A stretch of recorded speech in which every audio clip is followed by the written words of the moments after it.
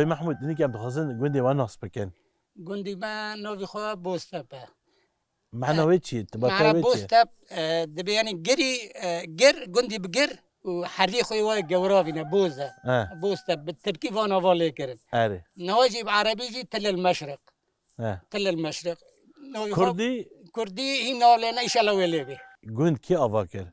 قوم كل كلمة حج بوزون حج بوزان حج بوزون كل كلمة بابي من ها وي أوكر وأمجي چهار برات زاري حج بوزي جي چهار برابون چهار برا أجي تيرمان حد برا كي كره كي خاطيه بو حدا كي يكي زيادة ترنا أملا يجي جوانا اره وانا قند أوكر أم جفردا حني قولي كاتي أم بوجي مريها من أم جي شيغينا إيه شيغون هنا کجا ومري فردا؟ ماجي التركي جهانا باکوری کردستان بأري لما خب اف سینور کت ناورا مدام أرسي منو بري لا. دشون دوات بري تنور ياكو. كذا بري ياكو أري. أنا بري أم دشون دوات نو أو قطبو الحمد لله خوشي تشيبو رندي تشيبو او سینورا جار در رابی؟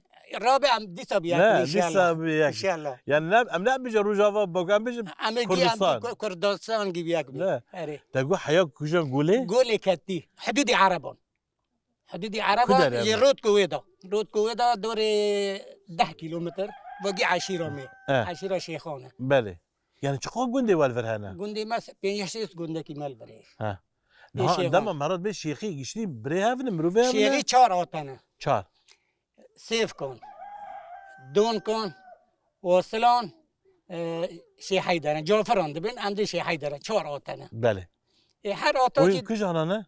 ام سيف كينه سیف کینه سيف كون جي ام سرخوشينه مرات بين سرخوشون ها چما ادویجن سرخوشه؟ قافي ما هو شيء كي عندهم القوي بنا مرات بين سرخوشون يعني كي گوندی کیب کیف خوشه نه؟ ان شاء الله تمی خدا کیفی بده خدا كيف ما جيوند صعبه بكردان جدي جيوند ان شاء الله پی محمود نه گوندی و چند مال نه؟ نا تقريبا دوري 20 مولان 20 مال اري اف همین مروفه هفن گی بره جيب هفن بسمامي بسمامي اول هفن بنا انا جيب بسمامي گی بسمامي هفن اري